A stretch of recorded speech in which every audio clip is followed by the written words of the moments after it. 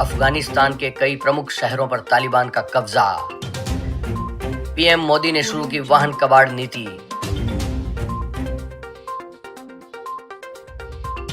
Twitter का भारत की राजनीति में दखल, राहुल गांधी।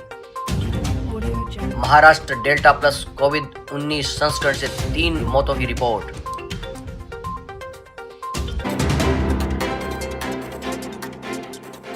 खबर है कि अफगानिस्तान के कई प्रमुख शहरों पर कब्जा करके तालिबान अफगानिस्तान में अपनी पकड़ मजबूत कर रहा है। आतंकी समूह अब महिलाओं को अपने आतंकवादियों से शादी करने के लिए मजबूर कर रहा है। अफगान अपने हाल के कब्जे वाले क्षेत्रों में तालिबान द्वारा पकड़े गए सैनिकों और नागरिकों पर अकारण हमलों को भी देख रहे हैं। काबुल में घुस रहे अफगानों और तालिबान के कब्जे वाले इलाकों में रहने वालों का कहना है कि उन्होंने नागरिकों पर अकारण हमले और पकड़े गए सैनिकों को मौत के घाट उतारते देखा है। इसके अलावा वे कहते हैं तालिबान ने मांग की है कि समुदाय अविवाहित महिलाओं को अपने आतंकवादियों के लिए पत्नियों में बदल दें। मानवाधिकार समूह का कहना है कि यह यौन हिंसा का एक रूप है। तालिबान ने सार्वजनिक रूप से जीत में उदार होने का वादा किया था। सरकारी अधिकारियों, सैनिकों और अफगानिस्तान के लोगों को आश्वासन दिया था कि उन्हें डरने की कोई बात नहीं है, क्योंकि देश के बड़े हिस्से उनके नियंत्रण में आते हैं, लेकिन उनकी हरकतें कुछ और ही कहती है। गुरुवार को काबुल में अमेरिकी दूतावास ने तालिबान की आलोचना की थी, क्योंकि उसे तालिबान द्वारा आत्मसमर्पण करने वाले अफगान सेना के सदस्यों को मारने की रिपोर्ट मिली थी। तालिबान ने क्षेत्र के कई प्रमुख शहरों पर नियंत्रण हासिल कर लिया है। गुरुवार रात आतंकवादी समूह ने दावा किया कि उसने शहर में राज्यपाल के कार्यालय और अन्य प्रशासनिक भवनों को जब्त करने के बाद देश के दूसरे सबसे बड़े शहर कंधार पर कब्जा कर लिया। आतंकी समूह अब तक देश की 12 प्रांतीय राजधानियों पर कब्जा कर चुका है। तालिबान और वाशिंगटन के बीच एक शांति समझौते के तहत अफगानिस्तान से अमेरिकी सेना की वापसी के तुरंत बाद प्रमुख शहरों को जब्त करने और सत्ता हथियाने के प्रयास में आतंकवादी समूह अफगान सरकारी बलों के साथ बड़े पैमाने पर लड़ रहा करने जा रहे हैं। प्रधानमंत्री नरेंद्र मोदी ने आज राष्ट्रीय वाहन कबाड़ नीति की शुरुआत की, यह कहते हुए कि यह अनुपयुक्त और प्रदूषणकारी वाहनों को चरणबद्ध रूप से समाप्त करने में मदद करेगा। उन्होंने कहा कि वाहन परिमार्जन नीति से लगभग 10,000 करोड़ रुपए का निवेश होगा और 35,000 रोजगार के अवसर पैदा होंगे। वाहन स्क्रैपिंग नीति का उद्देश्य पर्यावरण के अनुकूल और सुरक्षित तरीके से अनुपयुक्त और प्रदूषणकारी वाहनों को चरणबद्ध तरीके से हटाने के लिए एक पारिस्थितिकी तंत्र बनाना है। नीति का उद्देश्य देश भर में स्वचालित परीक्षण स्टेशनों और पंजीकृत वाहन स्क्रैपिंग सुविधाओं के रूप में स्क्रैपिंग इंफ्रास्ट्रक्चर बनाना है। बहुत बड़ी भूमिका है।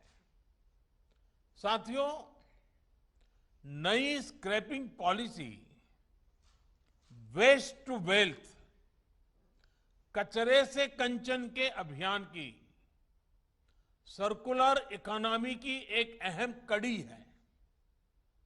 ये पॉलिसी देश के शहरों से प्रदूषण कम करने और पर्यावरण की सुरक्षा के साथ तेज विकास की हमारी कमिटमेंट को भी दर्शाती है। कांग्रेस नेता राहुल गांधी ने कहा है कि ट्विटर भारत की राजनीति में दखल देता है। कांग्रेस नेता राहुल गांधी ने अपने ट्विटर खाते को अस्थायी रूप से ब्लॉक करने के लिए माइक्रो ब्लॉगिंग साइट ट्विटर पर जमकर निशाना साधा है और कहा कि कंपनी का रुख लोकतांत्रिक ढांचे पर हमला है। एक वीडियो बयान में राहुल ने कहा, एक कंपनी हमारी राजनीति को परिभाषित करने के लिए अपना व्यवसाय कर रही है और एक राजनेता के रूप में मुझे यह पसंद नहीं है।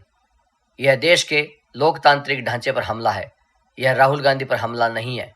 यह केवल राहुल गांधी को बंद करना नहीं है। By shutting down my Twitter, they're interfering in our political process.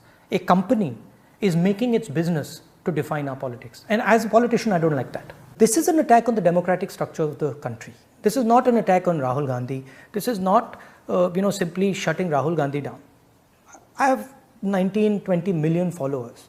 You're denying them the right to an opinion. That's what you're doing. So this is not only patently unfair, they're breaching the idea that Twitter is a neutral platform.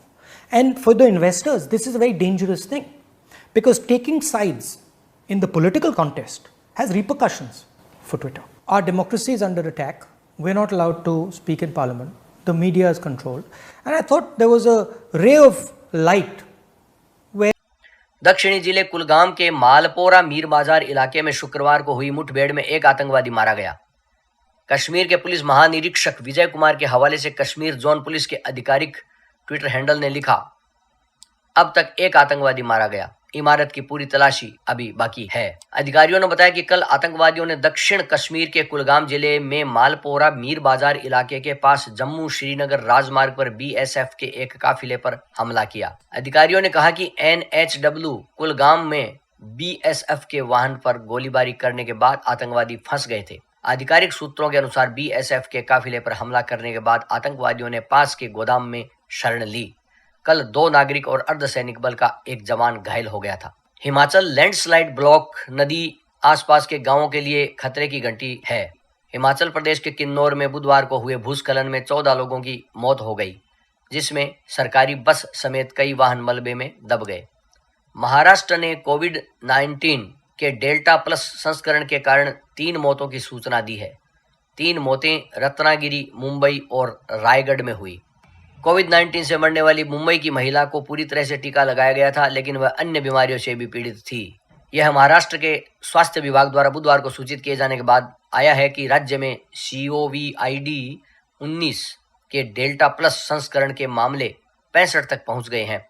Institute of genomics integrative biology प्रयोगशाला ने delta plus संस्करण के साथ 20 और रोगियों का पता लगाया, जिससे राज्य में अब तक कुल संख्या 65 हो गई है। महाराष्ट्र स्वास्थ्य विभाग के एक बयान के अनुसार पहचाने गए 20 नए रोगियों में मुंबई के 7 मरीज शामिल है, पुणे में 3, नांदेड़, गोंदिया, रायगढ़, पालघर में 2-2, चंद्रपुर और अकोला